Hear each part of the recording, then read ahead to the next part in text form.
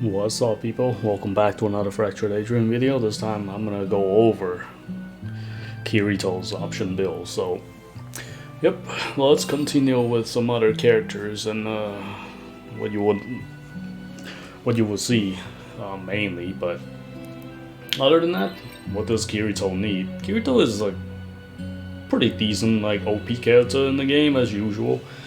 But other than that, what you really want, his setup, it's basically just same as everybody else. The matching elements, with whatever the element is with special effects on it. That's it. Or crit. For the legendary special effects, I would recommend Charge Strike. It's actually really good on Nightmare Rain.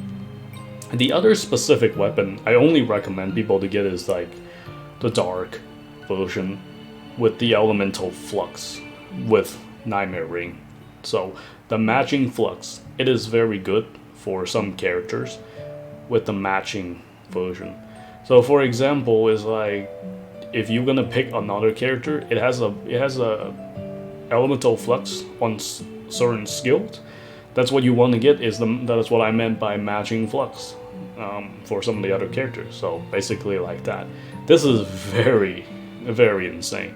You wonder why Kirito doing so much against Skull Reaper in the EX because of that skill. I mean, plus Kirito is kind of pretty cheesy with infinite air combo. If you're not sure how to do air combo, you basically lock onto his body bar or just his head. You hold triangle, you get up there, you spam your sword skill. You can just hold triangle, you get up there, you press square to finish all his combo, and then you can hold triangle again. And then you can do that infinite loop over and over, so it's not really, anything crazy about it. It's just infinite loophole, and you can do that. And then, meanwhile you're doing that, you can use all his sword skill in the air. So, especially, like I say, Skull Reaper getting destroyed because of the Nightmare Ray matching Flux, really. But outside of that, if you're fighting some other enemies and stuff, it's pretty good. But not ridiculously broken against the Skull Reaper EX because of the matching Flux. So other than that, you definitely want to get one of each elemental if you can. I like my base version with just crit rate, but I probably should have replaced either 3 of them or 4 of them to crit damage multiplier. Because I think at somewhat of 25% with just the pure ring itself, you're fine. Like at the 25%, 30%, 35% of crit rate, I mean, that's all you really need, to be honest. You don't really need 50, 60% of crit rates, but since I already put it on, I'm just not gonna bother to take it off because it's okay though, not a big deal.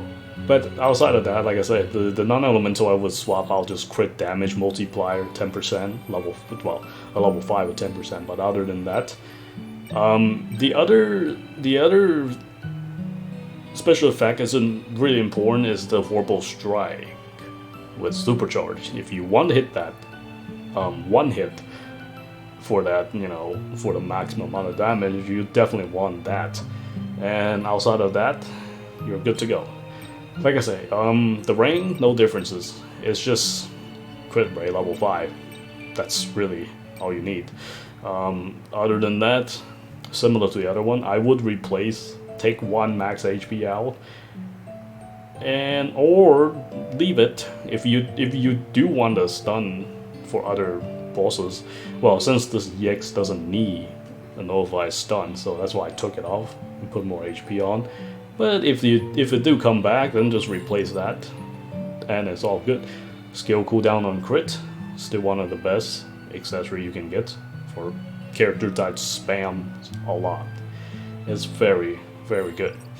Other than that, last rain, just 5% HP drained and event skills. Other than that, I would take 1 faster event skill off and put on an XP level 5 so you can get more XP, so you can level up fast. First 4 portals fighting against bosses, that way you can get 2 sword skills unlocked. Outside of that, not much change, not much differences. Like I say, these builds are practically same no matter who you use. but a lot of gun use are a little bit different setups. But outside of that, not a huge variety. So passives, gut fly master, totally fine. Change to whatever you want. Overfitting. Full charge is okay. I mean, I mean, if you want to use Warble Strike mainly, then supercharge in, put this on will be really useful. Conquer weakness, quietus is good, but outside of that, it's just pretty much the same. Like I said, you can swap to however you like. That's why it's option builds.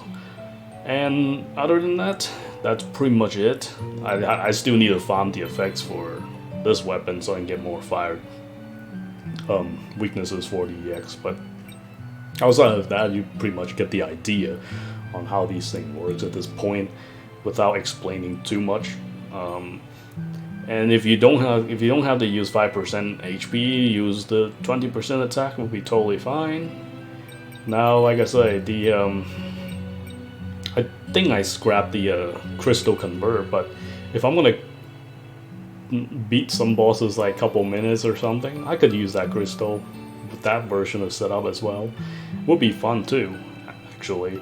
But nonetheless, Kirito, it's like himself, it's pretty good in general. Because it's just the infinite air combo makes him seem so broken, but without that, it's pretty decent, I guess. Just a pretty good character. That's about it. If you really want to use Kirito, you really have to spam the infinite air combo to get used to that. How you do that? Like I said, just hold it, triangle, spam. Well, I mean, from a PlayStation perspective, a triangle, square, square, square, square, square, and then you can just do your sword skill, whichever sword skills cool down, and then after you do a sword skill, you hold triangle again, you do another sword skill, and then you constantly looping in the mid-air. And that's really how it works. I mean, it's just kind of a broken mechanic that you can make your character stay in the air forever. I mean, literally for entire fight if you wish to. So for a majority of the fight, you can be in the air. So that's what makes them seem so broken. Besides that, outside of that, like I say, if you don't spam the infinite air combo on bosses that you can spam on, it's pretty good. It's just not gonna be super broken, that's all. But that's why you can see why a lot of people like to use him. He's a fun guy to use anyway. But outside of that, nothing too insane or crazy or things like it is really hard to use them. Not really. I mean, like I said, most of the character in this game is very, very simple to use. You just have to understand some of these tricks to maximize them. So that's pretty much it for Kirito. Anyway, I hope you guys enjoy it. Until next time.